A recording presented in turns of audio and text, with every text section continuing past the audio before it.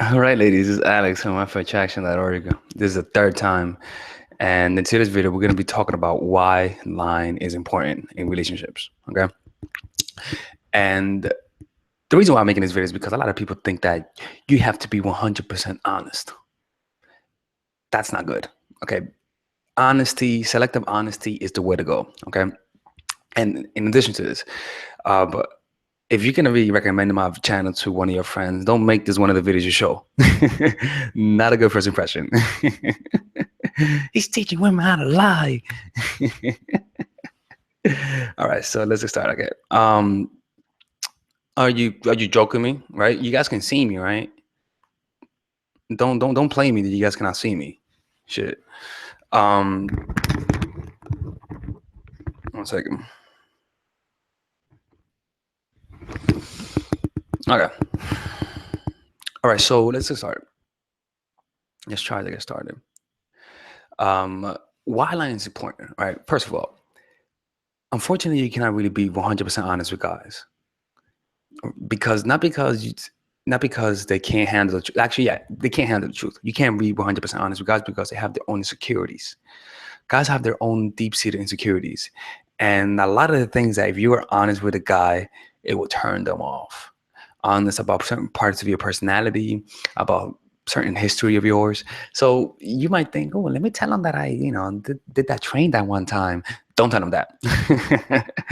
Don't tell him that. He's not gonna accept you for who you are. Trust me, he's not. Again, these are just things that you did in the past and you don't think of it as a big deal because that's you. But most guys see you through their own insecurities. You see, men see women as their daughters. This is the truth. Like, for example, like when we think of the world, women in general, men see women as the daughters, like the ones that are weak, the ones that need the help. You see what I'm saying?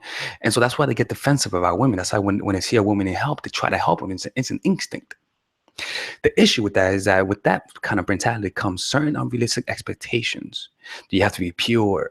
Do you have to be the good one? You have to be the good girl.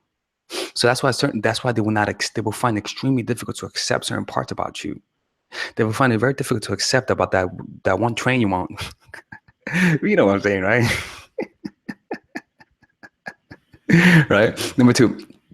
Now, I'm not saying lying, like lying about your personality. I'm saying selective honesty. That's what I'm saying. Like if he tells you how many guys you've been with, you know what J. Cole says?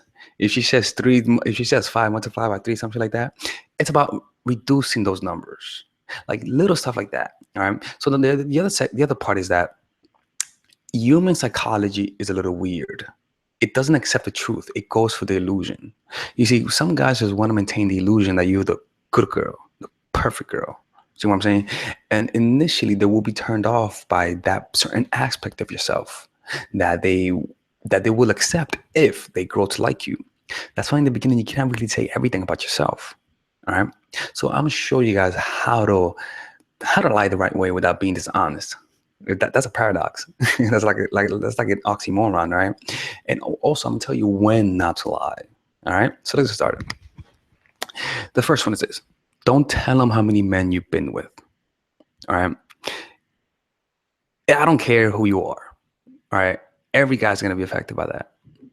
It's better off to keep that to yourself and with your girlfriends. Guys are not mature enough to understand the nature of people. That humans were in reality not monogamous. Guys cannot accept that. Even I myself cannot accept that. I know all of this. Even I cannot accept that. I'll try to, right? But I struggle with that. So it's a lot better to keep that on the low. Keep that on the low. You know what I'm saying? Number two, don't reveal your intentions. Don't tell them, like, these are just ways for you to lie, right? These are just little lies. Again, I'm not talking about lying about your name, your personality, and I'm just talking about little white lies. For example, like you really want to be with him, right? What's the honest route? You tell him, hey, let's be together, right? That's not good. Act like you're not that interested. That's what I'm talking about, lying. Act like you're not interested. Act like you don't know, you're unsure about him. Even better, put him in the friend zone. Tell him that you kind of like him, but at the same time you see him as a friend. You kind of like him, but at the same time you see him as a friend. Why? Because if you just say, I just see you as a friend, there's no hope. But I kind of like you, but I see you as a friend. Makes them fight harder. makes him want to close that gap. Does that make sense? Can you? I'm reading a comment where it says, "Can I lie about my age?" It depends. Don't go to jail. Okay, don't catch a case. If you're under 18, don't fucking lie about that, about your age, man. I don't want a guy catching the case. So, all right. And don't lie about age. Lying about age is pretty embarrassing when you get caught. I remember me and this one girl, right? We met a couple years ago, and I lied to her that I was 31 years old just to fuck her. I was like, there's no way she believes me I'm 31 years old, right? And as a result, she told me she was 29, and I was like, okay. And like the whole time, I was like, man, does she really believe I'm 31? And like the whole time, as we were talking, we all assumed that, right? And then a few years later, we met. We met like last month, and she told me that Telex says, "Are you lying? Are you really 31?" And I was like, "You really believe me?" And she was like, "Yeah." And I was like, "How old are you?" She was like, "No, I'm actually 26." I was like, "So we both lied to each other." Oh, but that was hilarious. All right. So, anyways, let's get started. So don't reveal your intentions. All right. The third thing, if you cheat, don't tell him, man. I'm telling you, man. Like, if you really like him, sure, don't tell him, right? But generally speaking, though, those are the type of things that people will tell you they're gonna forget, but they really don't. You know, people will tell you. It's kind of like when your mom says, "Tell me the truth, baby. I won't hurt. I won't hurt you with this chancleta. Just tell me. Tell me if you didn't do your homework." Like, nah, don't get caught up, right? And again, unfortunately, with humans, ignorance is bliss. Unfortunately, you know, well, we don't know when hurt us. So that's one of those things that just you gotta be cognizant about that. All right.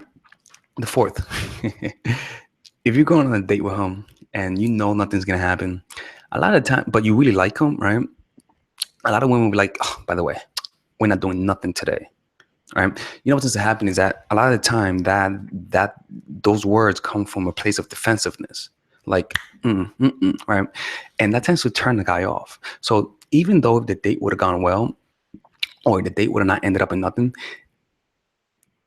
what makes it interesting to the guy is the uncertainty, is the guessing whether or not what's going to happen. See what I'm saying?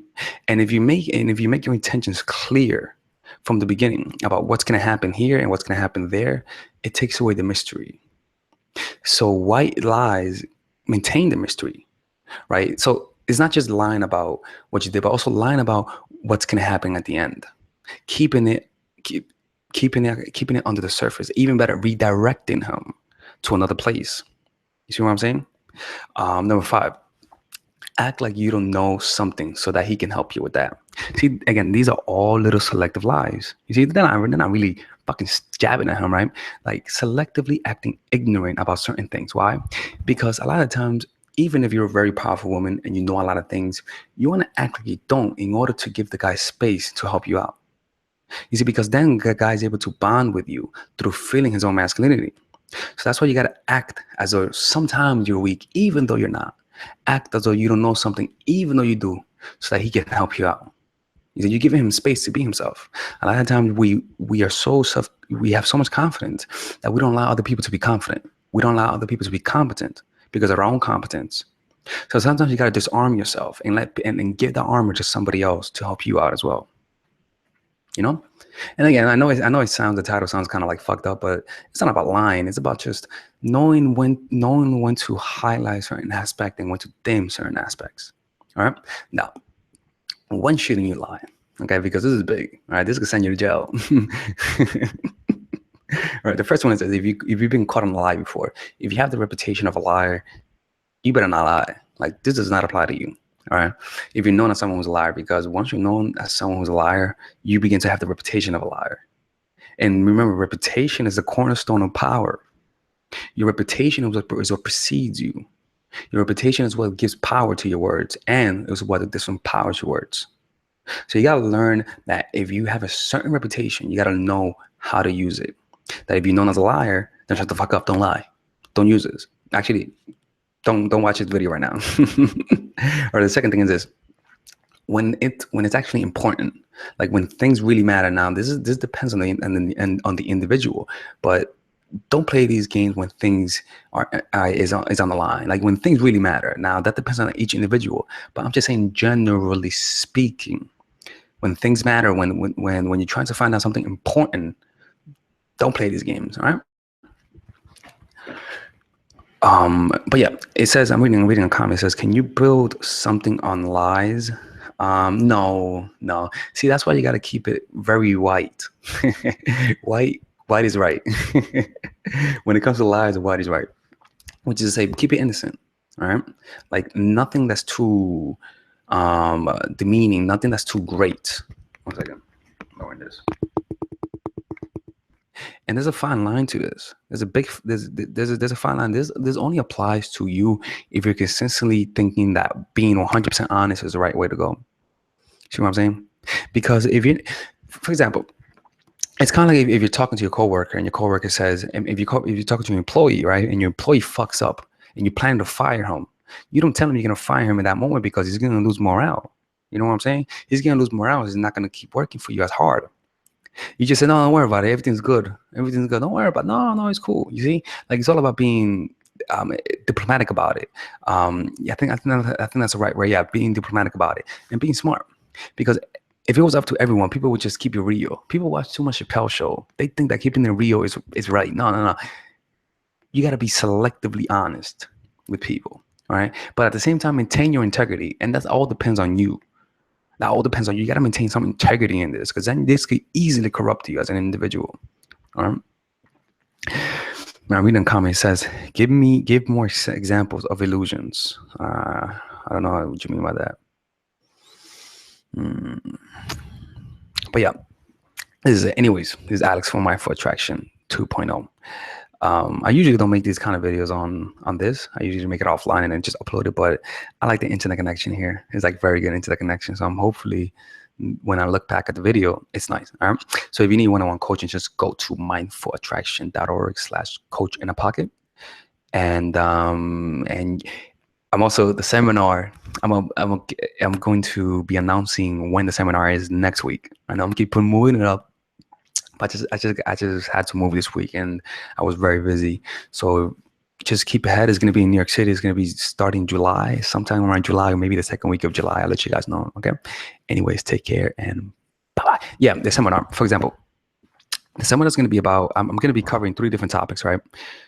The first topic I'm going to be covering is the being part, which I'm going to be revealing. Okay. I even wrote notes here. 1 second. Fuck it, right.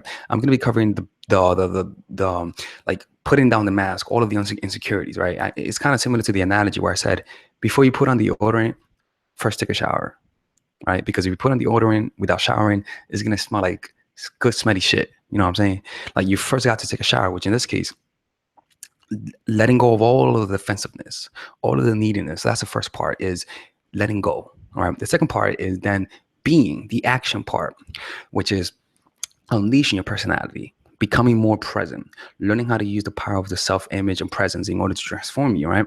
And the third part is going to be about the tactical tools in order to apply these tactics, tools of influence, and how to make them chase, how to make them like different scenarios, long distance relationship, short distance relationship, how to make them commit, what happens when he loses interest, like all of those topics. And above all, you guys are gonna ask me questions individually. You know what I'm saying? Not individually, but like in the group setting and whatnot. But yeah, it's gonna be fun. All right.